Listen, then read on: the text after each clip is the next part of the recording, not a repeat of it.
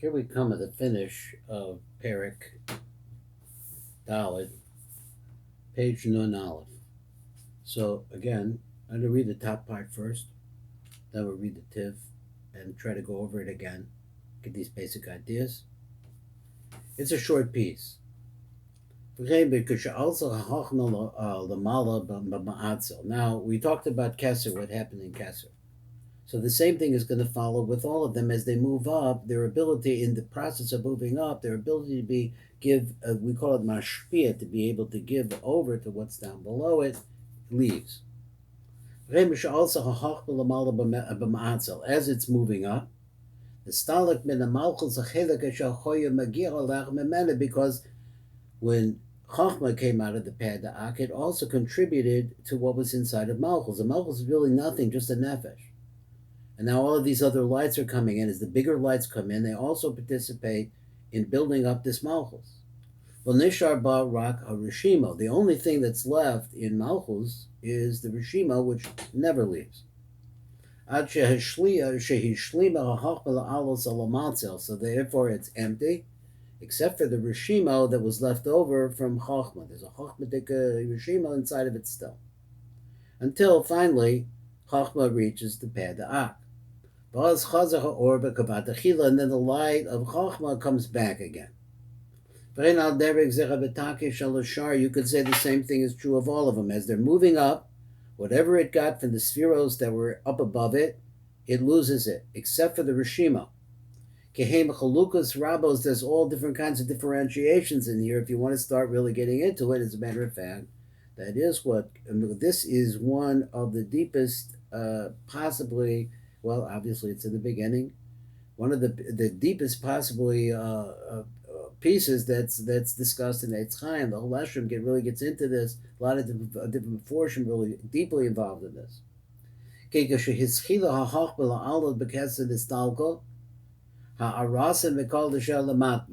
translation is, as Chachma is moving up, whatever light that was originally coming from it, it leaves wherever it was planted down below, except for the Rishimo.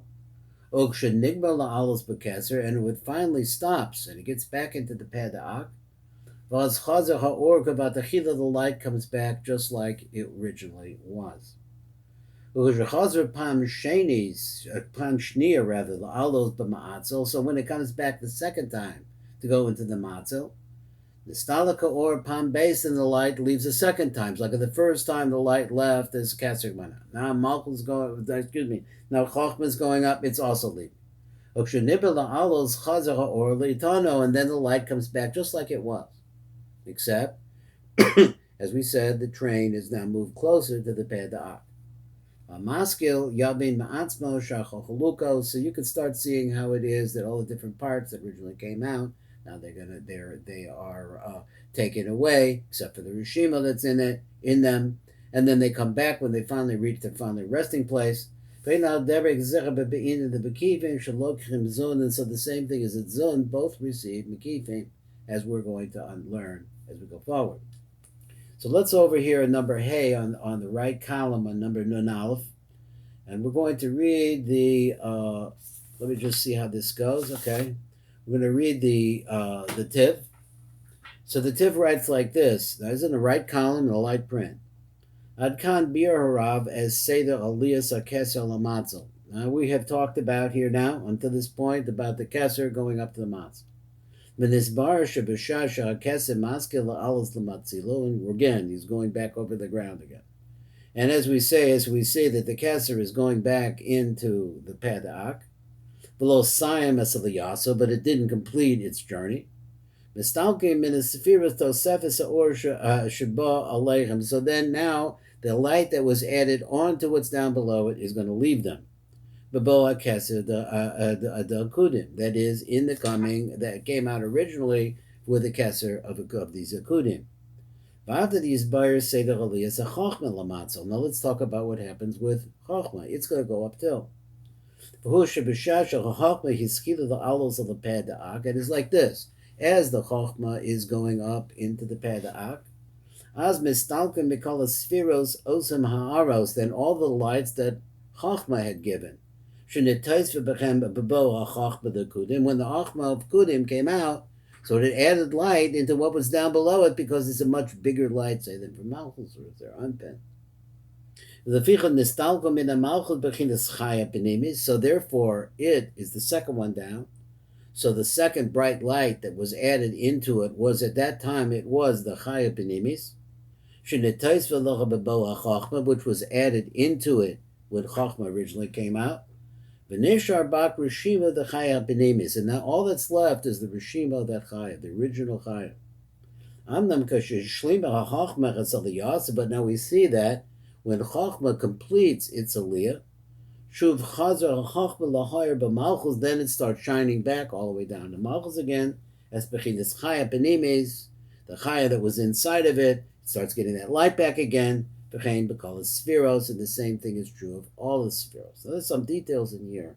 So what happened with the light that was shining out of Keser? Well, the Keser, did it turn inside of the pad to Ak, and so therefore it's not shining down there again. We're going to see this in the next chapter, exactly how the lights work now, because they get a little more complicated. Then we go to number Vav, and we'll look at the light print that's in the left column on page Nun Aleph. So he said, "V'hine Keser shehima b'drega al yoyna b'yosis." So the Keser, when it's in the highest possible level, so there was only one time that the light left because the Keser is right next to the Peh Da'ak. It just moves up once. Shehu be'ez k'nisas of the Peh Da'ak, which takes place at the time that it's going into the mouth of Ak. Amnam kasher alo or ha'chachma, but when Chachma goes up, nigram ba'aliyasur shtei histalkos, it causes, its movement causes two withdrawals of light. Because at the beginning, when the Keser went into the Peh Da'ak, so the Malchus lost its Yechida Penimi. Then all of the Spheros went up one Madrega. Also the Makam Keser, and so since Chachma now is going to moves up into the position of Keser. So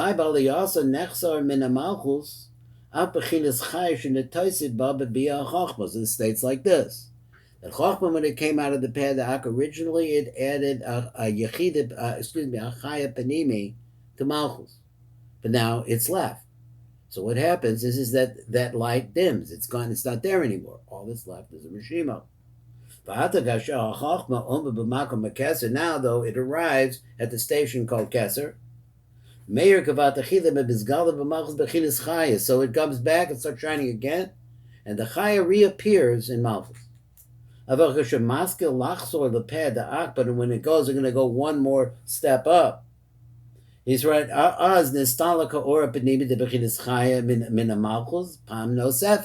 light of Chaya leaves Malchus again. Because, once again, it's in that transition stage, right? The thing is, you have to kind of look at this in time because everything really is moving at the same time, so to speak, because as Keser moves into the Peh Da'ak, then Chachma is now in the position of Keser. Now we're saying that Chachma is going to move up. It's going to be a second time. And it's going to lose the light of that Chachma. Also, now Bina is going to move into the place of Chachma. Which it got as a result of the original appearance of Bina. And also as it goes up to the place of Keser, and in this way as it went into the Peh Da'ak. Now Zah has moved up into Bina. Ruach, which was added to it as a result of the appearance of Bina. And it's just a simple rule is that every Sphera came out originally as a Nefesh. So if you go up the ladder, it's called Narantchi. So as each Sphera that's up above it comes in, it adds another piece. So it came out as a Nefesh. Now next one's going to have a Ruach as the next Sphera comes out. And the next one's going to bring in a Neshama. And then finally the Chai and the Hida. All of these are added as we get Keser and Chachma coming in. But when they turn back to go back to the Peh Da'ak, that this is his tune, they're going to lose it. So when Bazar goes into the place of Chachma, then you're going to see that the light is going to lose. He's going to lose the light again. And also when it gets into Pekeser, and there also when it finally makes its way into the Pada'ak, all these things come back. They go up, they come back. So we have a concept like this: light coming down, light leaving Rishima behind, but all that additional strength that he gave to the lower spheros leaves. Then the light comes back another time. I want to see how this light is moving and the process of moving the station. Now we have this bold print that says Gasher Saimah Malchus Alos Al Makom Yisod. Finally, when Malchus is in Yisod, Az Chazra Halacha Kol Osam Ha'or Shahoya B'Kodin Lachem. It gets all of its lights back that it originally had because the light is shining down again.